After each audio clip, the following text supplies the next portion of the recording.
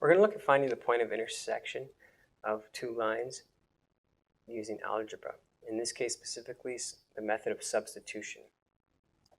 So when we graph two lines and find the point of intersection, the result can be inaccurate. If your lines aren't perfect, they could be just a little bit off, and depending on your graph, you could be off by a factor of 5 or 6 points to 500 or 600 points, depending on the scale of your equations.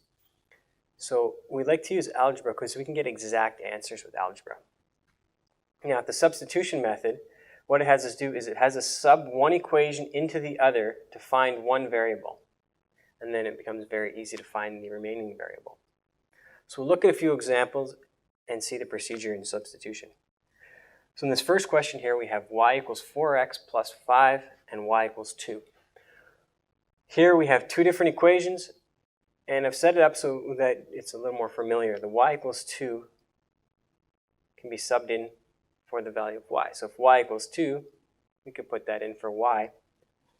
So I'm going to call this equation 1 and equation 2, and we're going to sub y equals 2 into equation 1. So we just replace the y with the number 2. I'll use a different color here. 2 equals 4x plus 5. And now we go about solving this for x. So we'll move the 5 over. It'll become 2 minus 5 equals 4x. 2 minus 5 is going to be negative 3. And then that equals 4x. And then to get the last part, we can take that 4, move it over, and divide. So we have negative 3 divided by 4 equals x. Now here we have a fraction as our value for x. So this is the x coordinate of the equation. We already know that y equals 2, and we have x equals negative 3 over 4. These two combine to make the point of intersection. So here, we're done. Point of intersection is negative 3 over 4 and 2. So there's our x value that we calculated. There's our y value that we already know. So once we have an x equals or a y equals, we're done finding that variable. This is negative 3/4. This is a fraction. This would be part way between 2 points on the graph. We couldn't get an exact answer like that easily on the graph. We think it was 3/4, but maybe it's not. Maybe it's a little bit more, maybe it's a little bit less. Here we know it's exactly 3/4. Let's take a look at another example. So this is a little bit different now. We're doing substitution, but here we have y equals 2x minus 3, and instead of y equals a number, we have y equals x. So now we have a letter that we're going to have to substitute in. It's done exactly the same way as the numbers, though. We're going to call this equation 1 and this equation 2. And I'm going to sub that equation 2 into equation 1 again. So y equals x, so I'm going to replace the y with the x.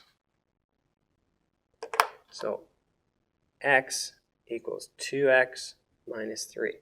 So I've replaced that y value with the value that y is equal to. Y is equal to x. It's the same, so I replaced it. Y was replaced with the x. And now I go about solving this.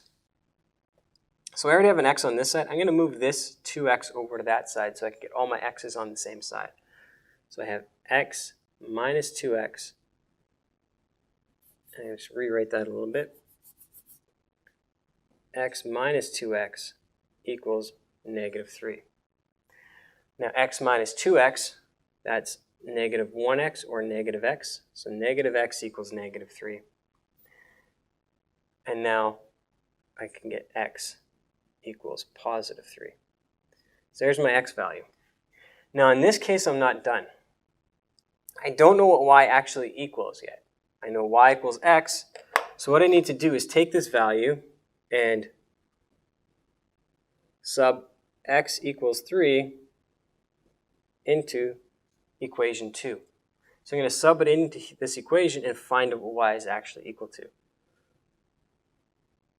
So y equals, now x is 3, so if y equals x, that means y equals 3. Now I know my x value and my y value. I know both values. I got my result. Therefore, the point of intersection, x, y. So the point of intersection is the xy. Now, to further elaborate, we're going to make this a little bit tougher. And here we have an example where y plus 6x equals 7, and we have y equals negative 4x plus 1. So in this case here, we have an equation that we have to sub into an equation. A little bit different, but the same procedure is followed. I'm going to name these 1 and 2, and I'm going to sub equation 1, or sorry, I'm going to sub equation 2 into equation 1. That's y equals. So I know y is equal to negative 4x plus 1. So I can replace the y up here with negative 4x plus 1. So I'll have negative 4x plus 1 in place of the y plus 6x equals 7. And I just subbed that whole equation and put it in brackets. Just in case there was a number out front that I had to multiply by, I'd make sure I multiply everything through the whole equation. Now I don't need the brackets, so I can drop them. And negative 4x plus 6x, that's going to give me 2x. There's a plus 1 in there, and still a 7. Now I'll solve this for x. I'll move the 1 over and make it subtract 1. And then I'll move the 2 over, and it'll be 6 divided by 2, which is 3. So I found my x value. Now I still need to find my y value. Remember, we're finding the point of intersection, which is 2 coordinates. So I have the x. I can take this now, sub x equals 3 into equation 2. And I'm picking equation 2 because it's already y equals. This one I'd have to rearrange a bit to find out what y is. This one's y equals. I'm going to sub it into that equation. So I have y equals negative 4 times 3 plus 1. So I've substituted my x in there. Y equals negative 12 plus 1, or y equals negative 11. There's my x value.